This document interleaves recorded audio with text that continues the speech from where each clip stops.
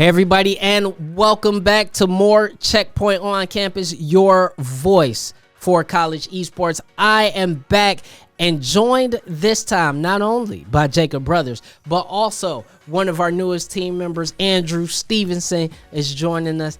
Andrew, first of all, welcome to the show and welcome to the team. Thank you so much for having me. I'm excited to get into this and, get into this collegiate CoD league and see what's going on. Absolutely, and you guys know we love us some College CoD. It's something that has been really taking the college world by storm. A lot of great streams, a lot of great matches.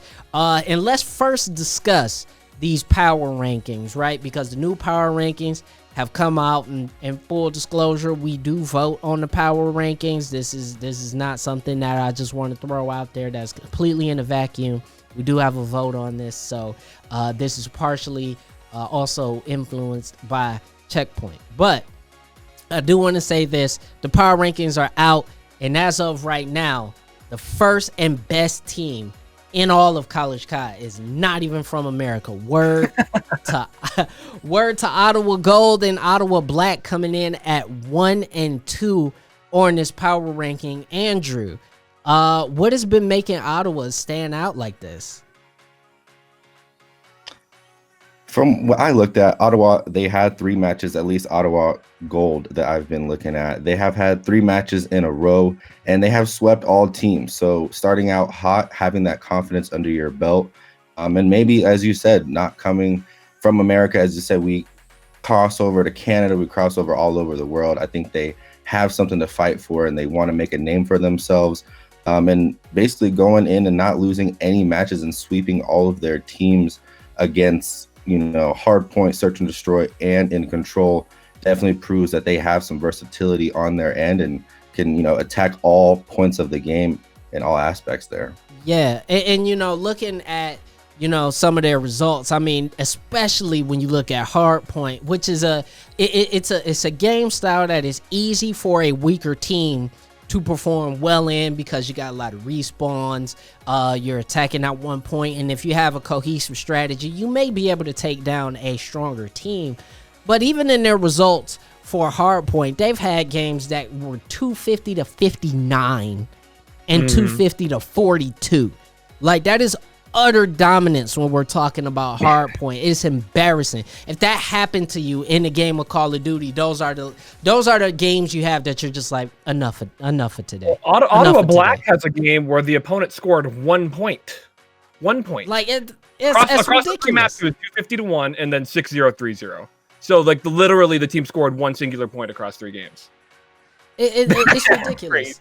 It's ridiculous. But I will say, Andrew, they haven't necessarily played some of the top teams. I mean, they have not gone on and played like the Illini or Alabama or anybody like that. So based off what you've seen, do you think that these 2 teams are as good as what they said, or are they just victims or, beneficiaries of playing some weaker teams?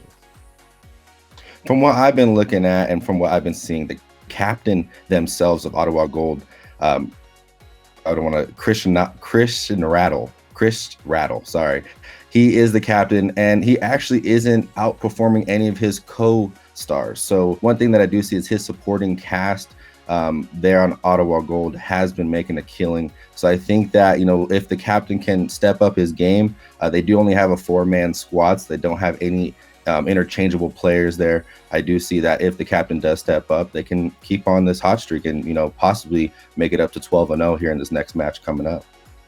Well, listen, I think they look real good. I'm excited to see them. But moving on to a few of the other teams that we do have here on the power rankings that I'm excited to see, that I've watched myself, that missed it, was Arizona. Arizona is also undefeated, but they've missed this list. But another team on here is Ohio State Scarlet. I got a chance to watch Ohio State Scarlet. They're ranked 14th right now. They looked real good. They looked real good, real solid.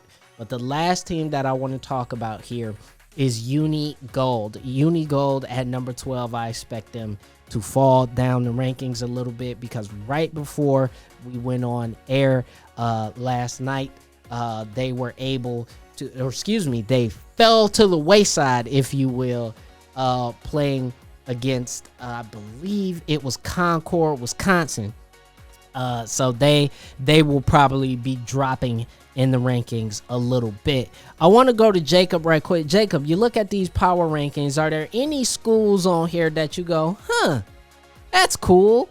Happy to see them doing well in COD.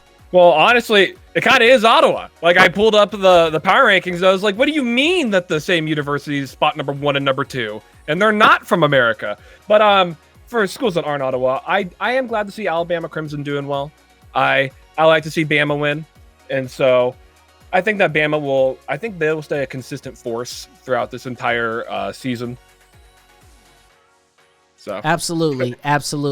There's a lot coming from College CoD. Remember, guys, this is a short split. So remember, we got that unique, build up where we'll have a few weeks of round robin, and then everybody will get split into 2 groups where the top group will be the teams that have won. The bottom group will be the teams that have not performed as well, and we will seed playoffs from there, regional playoffs from there. So I'm excited to see how that works out because a lot of these teams will be in that top bracket, but I'm interested to see how that bottom bracket goes because maybe somebody can rise to the occasion.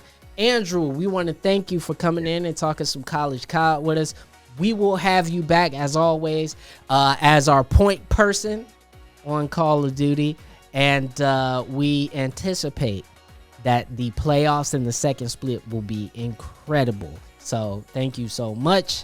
We'll have more coming up on this checkpoint on campus.